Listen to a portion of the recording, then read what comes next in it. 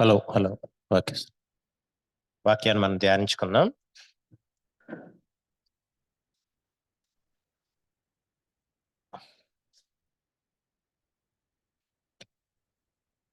మరి మనం గత వారము ఎజ్రా గ్రంథం గురించి మనం ధ్యానించుకుందాం. బబులోన్ నుంచి ఇస్రాయేలీలు బబులోన్ నుంచి ఇస్రాయేల్ దేశానికి తిరిగి వచ్చారు.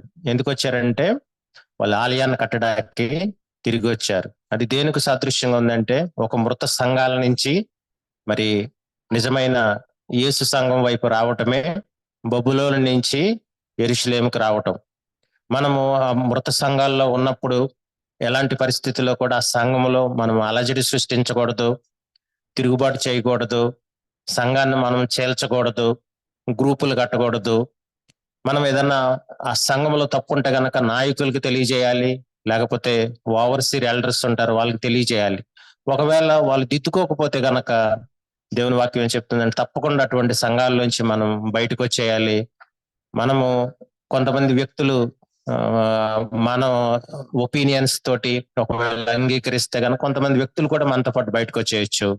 సో అటువంటి వ్యక్తులతో మనం తిరిగి ఒక సంఘాన్ని మనం ప్రారంభించాలి. అదే మరి బబులోను నుంచి యెరూషలేముకు రావటం అంటే. అదే విధంగా అటువంటి సంఘము, అటువంటి ఆలయం కట్టడానికి దేవుడు అక్కడ పాత నిబంధనలో మోషే ధర్మశాస్త్రం ప్రకారము వారు దహన బలులు అర్పించినట్టు మనం చూస్తాం. దహన బలులు అర్పించడం అంటే కొత్త నిబంధనలో దేనికి సాదృశ్యంగా ఉందంటే మన యొక్క కళ్ళు, మన యొక్క నోరు, మన యొక్క చెవులు, మన యొక్క సమయము, మన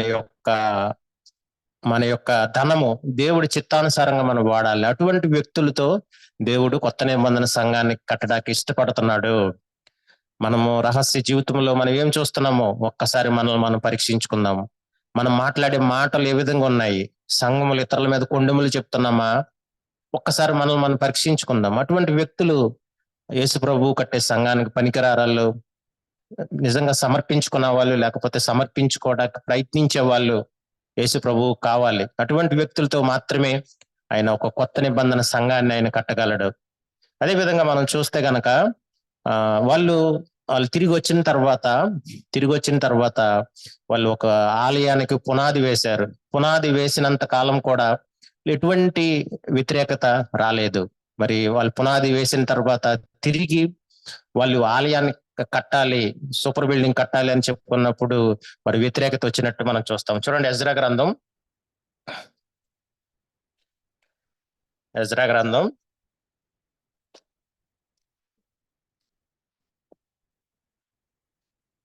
4వ అధ్యాయము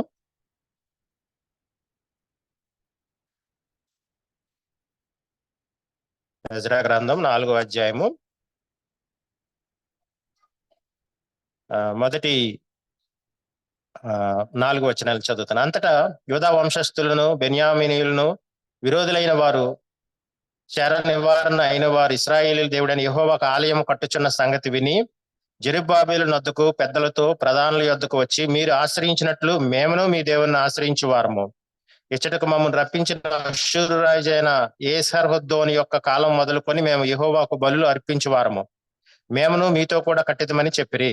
అందుకు జెరుబ్బాబెలును, యోషువను, ఇశ్రాయేల్ పెద్దలను తక్కిన ప్రధానులను, మీరు మాతో కలిసి మా దేవుని మందిరం కట్టుటకు నిమిత్తం లేదు. మేమే కూడుకొని పారసీకపు దేశపు రాజైన కోరేష్ మాకు ఇచ్చిన ఆజ్ఞ ప్రకారము ఇశ్రాయేల్ దేవుడైన యెహోవాకు మందిరం కట్టుదమని వారితో చెప్పిరి.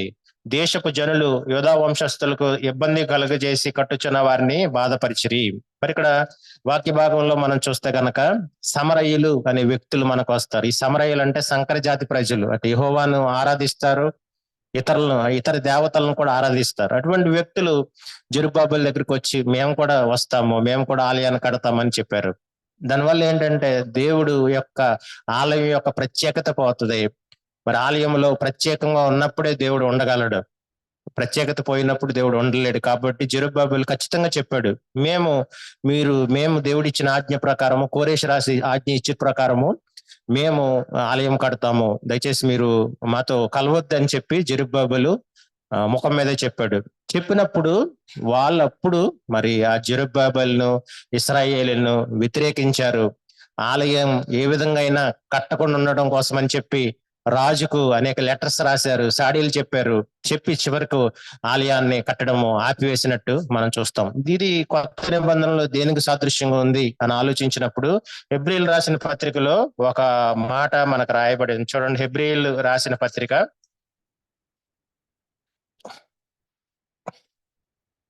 హెబ్రీయులు రాసిన పత్రిక 6వ అధ్యాయము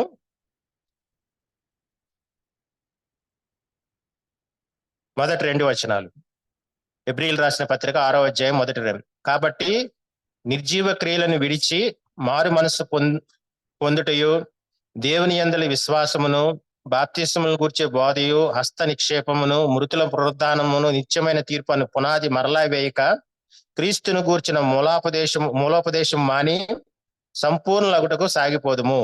దేవుని వాక్యం ఏం చెప్తుందంటే, మూలోపదేశం అంటే బేసిక్ టీచింగ్స్ విడిచిపెట్టి మరి సంపూర్ణత వైపు వెళ్ళమని చెప్పి దేవుని వాక్యం చెప్తుంది. పాప క్షమాపణ గురించి మనం చెప్పాలి, మంచిదే, కానీ పాప క్షమాపణ కన్నా ఇంకొకటి ఉంది. ఏంటంటే పాపం మీద జయము, యేసు ప్రభువును పోలి నడుచుకోవడం. ఇవన్నీ ఏంటంటే సంపూర్ణత వైపు వెళ్ళటం. ఎప్పుడైతే మనము ఓన్లీ పాప క్షమాపణ గురించి చెప్పడం మానేసి మనము పాపం మీద జయం గురించి చెప్పడం, లేకపోతే యేసు ప్రభువును పోలి నడుచుకోవచ్చు అని మనం సంపూర్ణత వైపు చెప్పడం మొదలు పెడతామో సంఘంలో, అప్పుడు సంఘంలో వ్యతిరేకత వస్తుంది. బయట నుంచి కావచ్చు, సాధారణంగా లోపల నుంచి ఎక్కువ వ్యతిరేకత వస్తుంది. వ్యతిరేకత వచ్చినప్పటికీ కూడా దేవుని చిత్తం ఏంటంటే ఆయన మీద ఆధారపడి సంఘం కట్టాలన్నదే దేవుని యొక్క ఉద్దేశం. సో మనం దేవుని యొక్క చిత్తం ఏంటంటే సంపూర్ణత వైపు, పరిపూర్ణత వైపు మనం వెళ్ళాలి అన్నదే దేవుని యొక్క చిత్తం. పాపం మీద జయము, క్షమించలేకుండా మనము దేవుని రాజ్యానికి మనం వెళ్ళలేము. అనేక మంది మన విషయంలో ప్రతిదినం అనేక తప్పులు చేస్తూ ఉంటారు. హృదయపూర్వకంగా మనం క్షమిస్తున్నామా లేదా, అది ఇంపార్టెంట్. హృదయపూర్వకంగా క్షమించకుండా మనం ఆత్మీయంగా ఎదగలేము. ఎవరో ఒకడు మనకు అన్యాయం చేస్తాడు, అతను మనం క్షమించాలి. క్షమించకపోతే మన ఆరోగ్యం పాడవుతుంది తప్ప అతడు బాగానే ఉంటాడు. కనుక మనం ఎప్పుడు కూడా ఇతరులు మనం క్షమించాలి. అదేవిధంగా పాపం మీద జయం విషయంలో కూడా మనం దినదినం ఎదుగుతున్నామో లేదో ఒకసారి మనం పరీక్షించుకోవాలి. యేసు ప్రభు యొక్క అడుగు జాడల్లో నడవమని దేవుని వాక్యం చెప్తుంది. దినదినము అడుగు జాడలు ఎదుగుతున్నామా లేదా అనేది మనం పరీక్షించుకోవాలి. ఇది మన పరిపూర్ణత వైపు వెళ్ళటం. ఎప్పుడైతే అటువంటి పరిపూర్ణత వైపు వెళ్ళండి అని బోధలు చేసినప్పుడు ఖచ్చితంగా సంఘంలో మనకు వ్యతిరేకత వస్తుంది. వ్యతిరేకత వచ్చినప్పటికీ కూడా వ్యతిరేకతను తట్టుకుని నిలబడాలని చెప్పి దేవుని వాక్యం మనల్ని హెచ్చరిస్తుంది. ఇక్కడ మరి ఇశ్రాయేలీయులు, మరి సమరయులు వాళ్ళకి వ్యతిరేకించారు. రాజుకి అనేక తప్పుడు లెటర్స్ రాసి చివరికి ఆలయము కట్టడం ఆగిపోయినట్టు మనం చూస్తాం. కేవలం వాళ్ళు పునాది మాత్రమే వేశారు, ఆలయం కట్టడం అనేది ఆగిపోయింది. సుమారు 16 సంవత్సరాల పాటు ఆలయం కట్టడం అనేది ఆగిపోయిన తర్వాత ఇశ్రాయేలీయులు చేయాల్సిన పని ఏంటంటే వాళ్ళు దేవుని కట్టడానికి ప్రయత్నించాలి. ఆలయం తిరిగి కట్టబడాలి అన్న ఆశ వాళ్ళకు ఉండాలి. చివరికి 16 సంవత్సరాల్లో ఇశ్రాయేలీయుల మనసు ఏ విధంగా తయారయ్యిందంటే వాళ్ళు దేవుడి ఆలయాన్ని విడిచిపెట్టారు, దేవుని చిత్తాన్ని విడిచిపెట్టారు. ఆలయం కట్టడం అనేది వాళ్ళ మనసులోంచి వెళ్ళిపోయి వాళ్ళు ఇప్పుడు సొంతం వైపు ఎదగడం మొదలు పెట్టారు. చూడండి, హగ్గై గ్రంథం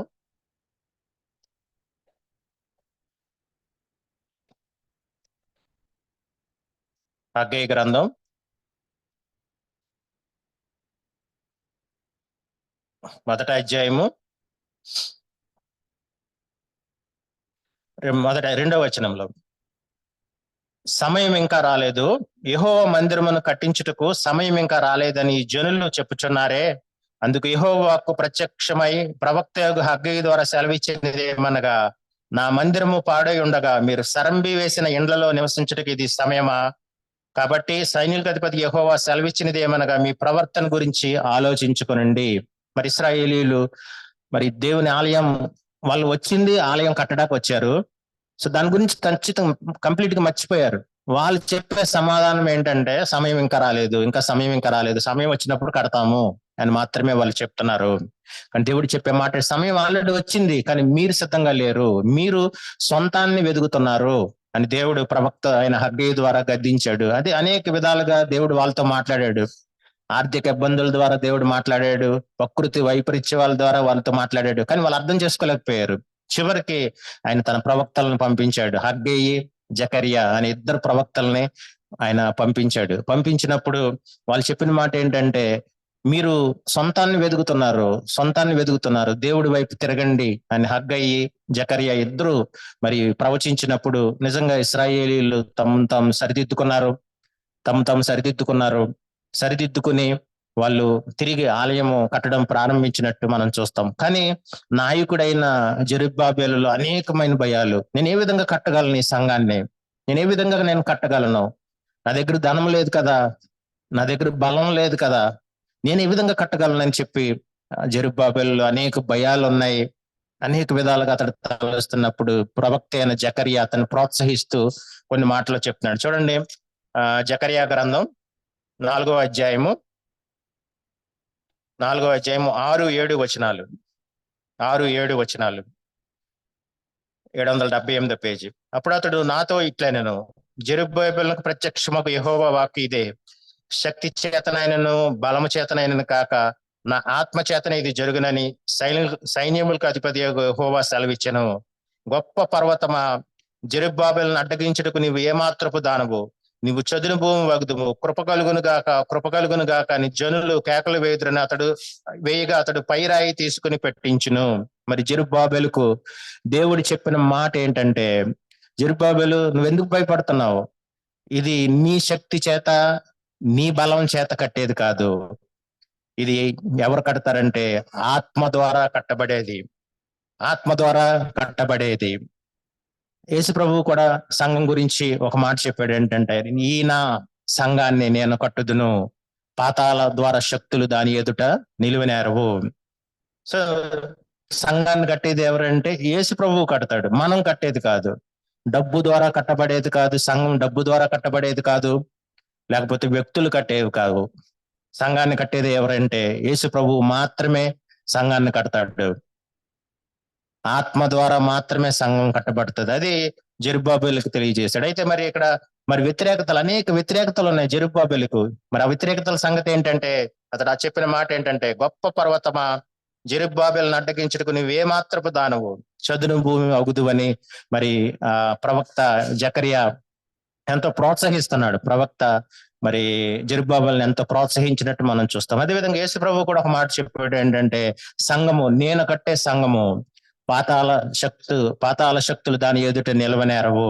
అంటే పాతాళ శక్తులతో పోరాడేది సంఘం. పాతాళ శక్తులు సంఘాన్ని వ్యతిరేకిస్తాయి, సంఘం పాతాళ శక్తులతో పోరాడుతుంది. కానీ దేవుడు చెప్పే మాట ఏంటంటే, పాతాళ శక్తులు దాని ఎదుట నిలువనేరవు.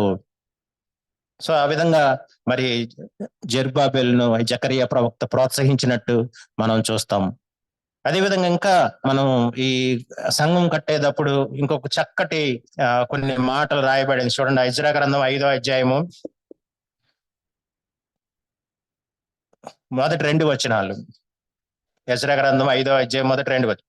ప్రవక్తలైన హగ్గయిను, ఇద్దో కుమారుడైన జకర్యాయు, యూదా దేశమందున్న యెరూషలేమందున్న యూదులను ఇశ్రాయేలు దేవుడైన యెహోవా నామమును ప్రకటించగా, షయల్తీయేలు కుమారుడైన జెరుబ్బాబెలును, యోజాదా కుమారుడైన యోషువను లేచి యెరూషలేమున నుండి దేవుని మందిరమును కట్టనారంభించిరి. మరియు దేవుని యొక్క ప్రవక్తలు వారితో కూడా నుండి సహాయం చేయుచు వచ్చిరి. మొట్టమొదటిగా పాత నిబంధనలు ఎప్పుడు కూడా ఒక్కరు మాత్రమే పనిచేసినట్టు మనం చూస్తాం. కానీ ఇక్కడ ఇద్దరు నాయకులు, ఇద్దరు ప్రవక్తలు, నలుగురు కలిసి పనిచేసినట్టు మనం చూస్తాం. అది కొత్త నిబంధన సంఘం.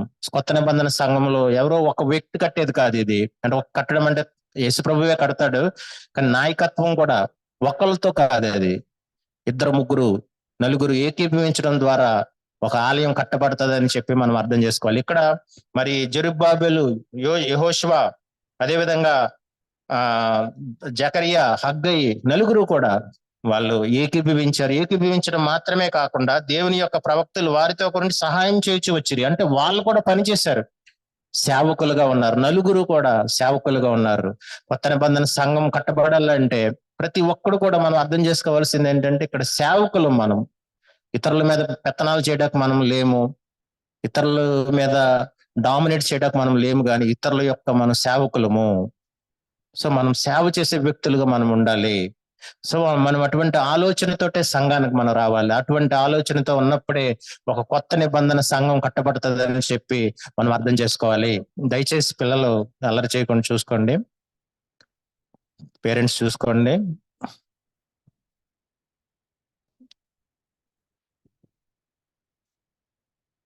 మరి మనం సేవకులుగా ఉన్నామని చెప్పి మనము అర్థం చేసుకోవాలి. ఇతరులకు మనం పరిచర్య చేయాలి. దేవుడు ఏదైనా అవకాశం ఇస్తే పరిచర్య చేయడానికి మన అవకాశాన్ని మనం సద్వినియోగం చేసుకోవాలి. అది మరి ఈ యొక్క వాక్య భాగం ద్వారా మనము గ్రహించాలి. అదేవిధంగా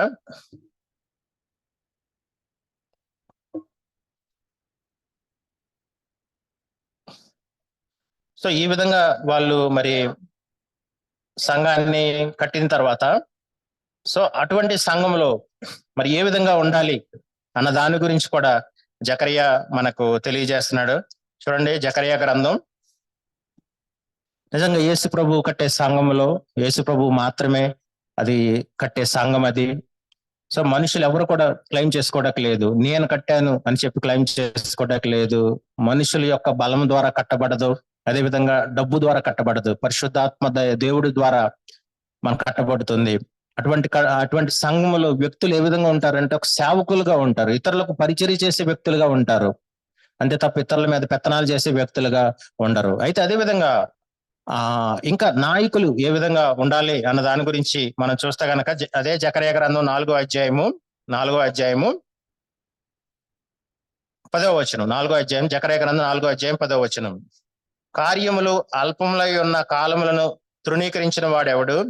లోకమందంతటా సంచారము చేయు యెహోవా యొక్క 7 నేత్రములు జెరుబ్బాబెలు చేతిలో గుండు నూలున్నట్టు చూచి సంతోషించును.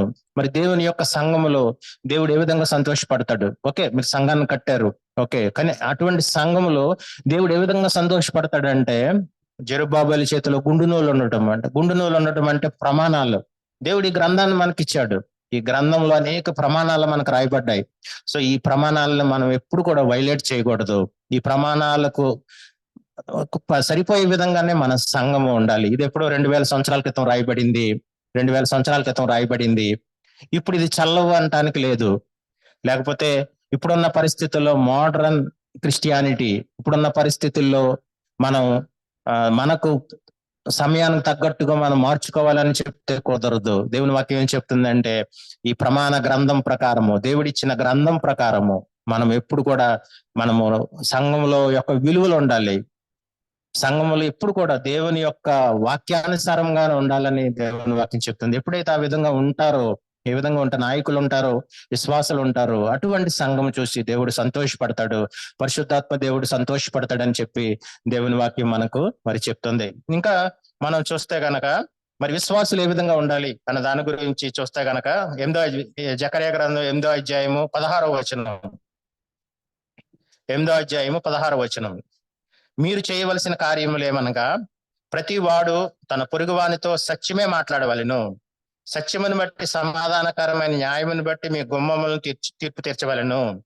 తన పొరుగువాని మీద ఎవడును యోచించకూడదు, అబద్ధ ప్రమాణం చేయని ఇష్టపడకూడదు. ఇటువన్నీ నాకు అసహ్యములు, ఇదే యెహోవా వాక్కు.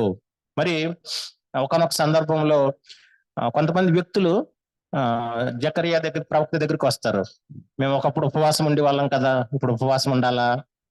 ఒకప్పుడు మేము బాధపడే వాళ్ళం కదా, మేము బాధపడాలా ఇప్పుడు అని అడిగినప్పుడు దేవుడు ఉపవాసం ఉండాలి ఉండొద్దు అని ఏం డైరెక్ట్ గా ఏం చెప్పలేదు, కానీ కొన్ని విషయాలు దేవుడు చెప్తున్నాడు. మీరు ఏ విధంగా ఉండాలి, జకరియా గ్రంథంలో విశ్వాసులు ఏ విధంగా ఉండాలి అన్న దాని గురించి చెప్తాడు. మొట్టమొదటిగా ఏంటంటే పొరుగు వానితో సత్యమే మాట్లాడాలి. మన దేవుని వాక్యం ఏం చెప్తుందంటే మనం సంఘములో ఎప్పుడు కూడా నిజమే మాట్లాడాలి, అబద్ధం మనం మాట్లాడకూడదు. సంఘంలోనే కాదు, సంఘము బయట కూడా మనం ఎప్పుడు కూడా నిజమే మాట్లాడాలి. నిజము మాట్లాడితే కనుక దేవుడు సంతోషపడతాడు అనే విషయాన్ని మనం అర్థం చేసుకోవాలి. అదేవిధంగా సత్యమును బట్టి సమాధానకరమైన న్యాయమును బట్టి మీ గుమ్మములో తీర్పు తీర్చవలెను. దేవుని వాక్యము చాలా మంది తీర్పు తీర్చొద్దు అన్నాడు అని చెప్పి ఇక మనము ఎదుటి వ్యక్తి చెడిపోయినా పట్టించుకోవద్దు, దారి తప్పున పట్టించుకోవద్దు అని కాదు అర్థం. దేవుని వాక్యం ఇంకొక మాట చెప్తుందండి, సత్యమును బట్టి సమాధానకరమైన న్యాయమును బట్టి మీ గుమ్మములో తీర్పు తీర్చమని కూడా కొన్ని సందర్భాలు చెప్తుంది. సత్యమును బట్టి అంటే వాక్యానుసారంగా, సమాధానకరమైన అంటే మనం ఒక ఎదుటి వ్యక్తి తప్పు చేశాడు అనిపిస్తే గనక ప్రార్థన చేయాలి అతని కోసం. మనము ఒకవేళ దేవుడు అతనికి చెప్పు అని సమాధానం మన మనసులో ఇస్తే గనక ఆ వ్యక్తి దగ్గరికి వెళ్ళి మనం చెప్పాలి. ఇది కూడా తీర్పు తీర్చడమే, ఆ వ్యక్తికి వెళ్ళి చెప్పడం తీర్పు తీర్చడమే. ఎందుకంటే అతని వ్యక్తి తప్పని మనం చెప్తున్నాం అతనికి.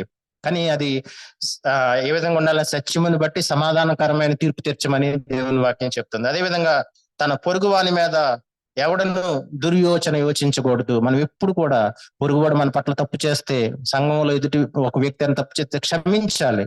మనసులో ఎప్పుడు కూడా కక్ష పెట్టుకోకూడదు. మరి సౌలు విషయం చూస్తే కనుక సౌలు పట్ల పేతురు దావీదు తప్పు చేసినప్పుడు దావీదు పట్ల సౌలు విషపు చూపు చూచాడు అని దేవుని వాక్యం చెప్తుంది. విషపు చూపు. చాలా మంది దురదృష్టకరమైన విషయం ఏంటంటే సంఘంలో కూడా చాలా సందర్భాలు ఇతరుల పట్ల విషపు చూపు కలిగి ఉంటారు. విషపు చూపు అంటే అతన్ని క్షమించలేని గుణం, అతడు బాగుపడుతుంటే సంతోషించలేని గుణం, అతడు పాడైపోవాలని చెప్పి ఆశించడం, అది విషపు చూపు అంటే. సో మనం పరీక్షించుకుందాం. మనం నిజంగా మన తోటి సహోదరుడి పట్ల మన దేవుని దగ్గరికి వెళ్ళి మనం చెప్పగలగాలి, ప్రభువా ఈ సహోదరుడి పట్ల నా మనసులో ఏమీ లేదు, అతడి మేలు నేను కోరుకుంటున్నాను, అతడి విషయంలో నా మనసాక్షి నిర్దోషంగా ఉంది అని మనం చెప్పగలిగేటట్టు మనం ఉండాలి. సో అదేవిధంగా ఇంకా చూస్తే కనుక అబద్ధ ప్రమాణం ఇష్టపడకూడదు. ఇటువన్నీ కూడా నాకు అసహ్యములు. అంటే దేవుడు బైబిల్ గ్రంథంలో అసహ్యములు అనే పదం వాడినప్పుడు అది చాలా తీవ్రంగా మనం తీసుకోవాలి. అసహ్యములు అనే పదం చాలా సందర్భాల్లో మనము సామెతల గ్రంథం చదివినప్పుడు అనేక సార్లు అసహ్యములు అనే పదం వస్తుంది. సాధారణంగా 2 సందర్భాల్లో ఎక్కువగా రాయబడింది. ఏంటంటే గర్వము దేవుడికి అసహ్యం. రెండవది ఏంటంటే కపటం. మనసులో ఒకటి పెట్టుకుని బయట ఇంకొకటి మాట్లాడటం. మన మనసులో పొరుగువాడి పట్ల ఇష్టం ఉండదు, అతడు మనం కోరుకోం, అయినప్పటికీ అతడికి పైకి వెళ్ళి అతనితో మంచిగా మాట్లాడుతూ ఉంటాం. ఇది దేవునికి అసహ్యం అని దేవుని వాక్యం చెప్తుంది. సో కనుక మన సంఘంలో ఎప్పుడు కూడా కపటం కలిగిన మనస్సును మనం కలిగి ఉండడు. అది కొత్త నిబంధన సంఘంలో ప్రభువు మరి మన నుంచి ఆశిస్తుంది. సంఘం కట్టిన తర్వాత సంఘం కొనసాగాలంటే మనము ఈ ప్రమాణాలన్నీ కూడా పాటించాలి. దేవుడి ప్రమాణాలన్నీ పాటించాలి. వాక్యంలో రాయబడిన ప్రతి ప్రమాణం పాటించాలని చెప్పి దేవుని వాక్యము మనల్ని హెచ్చరిస్తుంది.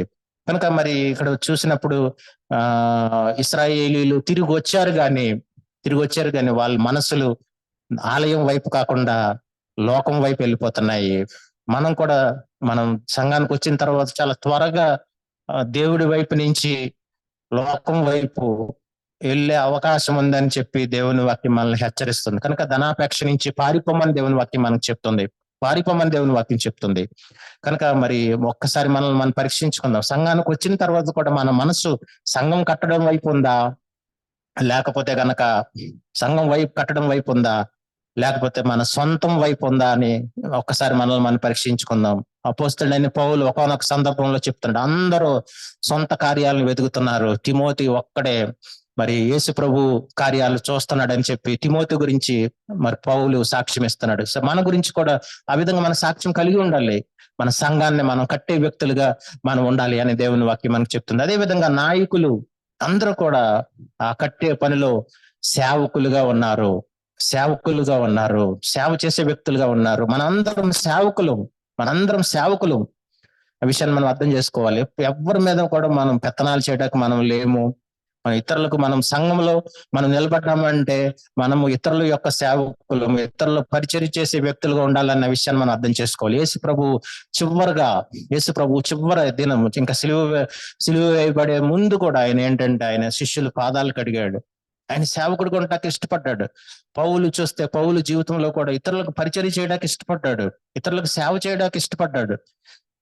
అపోస్తలులు కూడా ఇతరులకు సేవ చేయడానికి ఇష్టపడ్డారు. కనుక మనం కూడా ఇతరులకు పరిచర్య చేసే వ్యక్తులుగా మనం ఉండాలి. అదే విధంగా యేసు ప్రభు సంఘాన్ని కట్టేది ఎవరంటే జెరుబ్బాబెలు కాదు, జెరుబ్బాబెలు యొక్క బలము కాదు, జెరుబ్బాబెలు యొక్క శక్తి కాదు, లేకపోతే మనుషుల యొక్క బలం కాదు, మనుషుల యొక్క శక్తిగా యేసు ప్రభువు కడతాడు సంఘాన్ని. ఆ సంఘము, యేసు ప్రభువు కట్టే సంఘము పాతాళ శక్తులతో పోరాడే సంఘం. పాతాళ శక్తులు అంటే పాపంతో పోరాడే సంఘం. పరిపూర్ణత వైపు మనం వెళ్ళాలి. పాపం మీద జయము మనం క్రమక్రమంగా సాధించాలని దేవుని వాక్యం మనకి హెచ్చరిస్తుంది. కనుక మనం పరిపూర్ణత వైపు వెళ్తున్నామా లేదా అనేది మనల్ని మనం పరీక్షించుకోవాలి. వ్యతిరేకత రావచ్చు. వ్యతిరేకత వచ్చినప్పటికీ దేవుడు మనకు తోడుగా ఉంటాడు కాబట్టి ఆ పాతాళ శక్తులు మనల్ని ఏమి చేయలేవు అన్న విషయాన్ని మనం అర్థం చేసుకోవాలి. అదేవిధంగా సంఘంలో మనం ఉన్నప్పుడు ఏ విధంగా మన సంఘంలో ఉండాలంటే, మరి జెరుబ్బాబెలు చేతిలో గుండు నూలు ఉండటం ఆయన సంతోషిస్తాడు. అంటే ప్రమాణాలు దేవుడు మనకి గ్రంథం 2000 సంవత్సరాల క్రితం ఈ గ్రంథాన్ని మనకి ఇచ్చాడు. ప్రతిదీ సంఘంలో మనం మాట్లాడే ప్రతి మాట, ప్రతి చర్య, కానుకలు సమర్పించే విధానం, ఇవన్నీ కూడా ఏంటంటే వాక్యానుసారంగా మనకు ఉండాలి. దేవుని ప్రమాణాల ప్రకారం మనం ఉండాలి.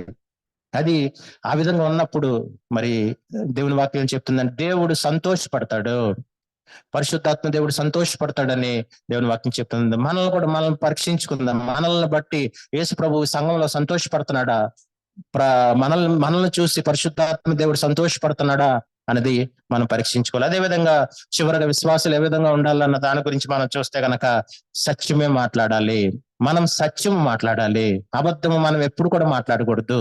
అదే విధంగా న్యాయమును బట్టి సమాధానకరమైన తీర్పులు తీర్చాలి. అంటే దాని అర్థం ఏంటంటే తీర్పు తీర్చండి అని అర్థం వచ్చిందంటే తోటి సహోదరుడి యొక్క బాధ్యతను మనం తీసుకోవాలి. కయ్యనుతో దేవుడు అడిగిన మాట ఏంటంటే, నీ సహోదరుడు ఎక్కడ అని అడిగినప్పుడు కయ్యను చెప్పే మాట, నేనేమైనా కావలి వాడనా అన్నాడు. కానీ ఇప్పుడు సంఘంలో ప్రతి ఒక్కరిని దేవుడు అడుగుతున్నాడు, తోటి నీ సహోదరుడు ఎక్కడ, నీ సహోదరుడు యొక్క ఆత్మీయ స్థితి ఏ విధంగా ఉంది, నీ సహోదరుడు సరిగ్గా ఉన్నాడా అని అడిగితే మనం చెప్పే సమాధానం ఏంటి? నిజంగా మనం కూడా కయ్యనులాగా, నాకు సంబంధం లేదు ప్రభువా, ఎల్డర్స్ చూసుకుంటారు, నాయకులు చూసుకుంటారు, నాకు తెలియదు అని చెప్తున్నామా? ఒక్కసారి మనల్ని మనం పరీక్షించుకుందాం. దేవుని వాక్యం ఏం చెప్తుందంటే సమాధానకరమైన న్యాయమైన తీర్పులు తీర్చమని దేవుని వాక్యం చెప్తుంది. అంటే తోటి సహోదరుడు యొక్క బాధ్యతను మనం తీసుకోవాలి. బాధ్యతను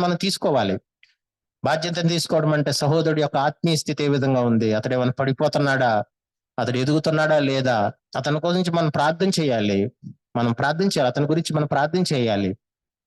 అన్నిటికన్నా ముఖ్యంగా సంఘంలో కాకుండా మన కుటుంబంలో కూడా మనం ప్రార్థన చేయాలి. కుటుంబ ప్రార్థన ఖచ్చితంగా మనం చేసుకోవాలి. మన కుటుంబంలో కూడా మన భార్య పట్ల మన ప్రవర్తన ఏ విధంగా ఉంది, క్షమించగలుగుతున్నామా? మన భర్త పట్ల మన ప్రవర్తన ఏ విధంగా ఉంది, క్షమించగలుగుతున్నామా లేకపోతే విషపు చూపు చూస్తున్నామా? ఒకసారి మనం అర్థం చేసుకోవాలి. పిల్లల బాధ్యత మన మీద ఉంది. కుటుంబ ప్రార్థన కూడా మనం చేసుకోకపోతే గనక అసలు తల్లిదండ్రులు వాళ్ళ బాధ్యతను సరిగ్గా నెరవేర్చట్లేదని ఖచ్చితంగా నేను చెప్పగలను. కుటుంబ ప్రార్థన కొద్దిసేపు అన్నా, 5 minutes అవనండి, 10 minutes అవనండి, కొద్దిసేపు అయినా సరే కుటుంబ ప్రార్థన ఖచ్చితంగా చేసుకోవాలి. చేసుకోకపోతే గనక ఎప్పటికీ మనం ఆత్మీయంగా మనం ఎదగలేమన్న విషయాన్ని మనం అర్థం చేసుకోవాలి. దేవుడి వాక్యం దీవించిన గాక. చెప్పబడిన వాక్యం స్పందిస్తూ ఎవరన్నా ప్రార్థన చేయగలరు?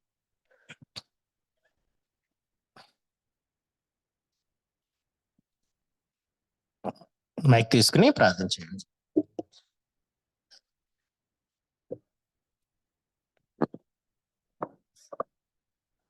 ప్రేమ కలిగిన తండ్రి, పరిశుద్ధమైన దేవ, మీకు వందనాలు, స్తోత్రాలు చెల్లిస్తున్నాం. నా ప్రభా, మరి ఈ సంఘ క్రమము విధానంలో నా తండ్రి, మరి ప్రతి ఒక్కరు కూడా నాయన ఆసక్తి కలిగి ఉండవలసి ఉన్నది. నాయన ఎవరి పని వారికి మీరు అప్పచెప్పి ఉన్నారు. నాయన సంఘ క్షేమాభివృద్ధి కొరకు నాయన ప్రతి ఒక్కరికి ఆత్మ ప్రత్యక్షత అనుగ్రహించబడుతుంది. నాయన మరి హగ్గయి, జెరుబ్బాబెలు, ఎజ్రా నాయన వారికి వారి పనులు మీరు వారికి అప్పచెప్పినప్పుడు నాయన వారు దానిలో మరి ఆసక్తి కలిగిన ఆయన, మరి ఆశ కలిగిన ప్రభు నాయన పని విషయంలో వారు నాయన ముందుకు కొనసాగారు. మా పరమ తండ్రి నాయన, మరి ఇక్కడ నా ప్రభావ పని చేస్తున్నప్పుడు ప్రభా నాయన మరి వారు ప్రతి ఒక్కరు యథార్థముగాను సత్యముగాను ఉండవాలని కూడా హెచ్చరించి ఉన్నారు ప్రభు. మా పరమ తండ్రి ఈ దినాల్లో కూడా ప్రభా నాయన మాకు ప్రతిదినము మీ యొక్క వాక్యం ద్వారా నా ప్రభా మాకు హెచ్చరికలు జరుగుతున్నవి ప్రభా నాయన. మరి మేము ఏ విధంగా నడవాలి, ఎలా ప్రవర్తించాలి, పెద్దలను ఎలా గౌరవించాలి నాయన, మరి ఏ విధంగా నాయన క్రమముగా ఉండవలను నాయన, మరి యథార్థంగా నీతిగా ప్రభా, మరి హృదయంలో కపటం అనేది లేకుండా ప్రభా నాయన, మరి ఆ విధంగా మరి సంఘంలోనే కాకుండా ఇంట్లో నాయన, మరి ఇంకా బయట పనిచేస్తున్న చోట నాయన, ప్రతి చోట కూడా నా ప్రభా ఆ యథార్థతను, భక్తియు, నీతియు, సమాధానమును నాయన కలిగి ఉండటకు నా ప్రభా మాకు సహాయం చేయండి. మేడలు దయచూపండి ప్రభా నాయన. నీ యొక్క పనిలో మేము ముందు కొనసాగుతూ సహాయం చేయండి. ప్రతి ఒక్కరం కూడా నాయన మరి ప్రార్థనా పూర్వకంగా నా తండ్రి మరి ప్రతి ఉదయమున మీకు చెప్తున్నారు సహోదరులు నాయన మరి కుటుంబ ప్రార్థన విషయంలో కూడా నాయన మరి తల్లి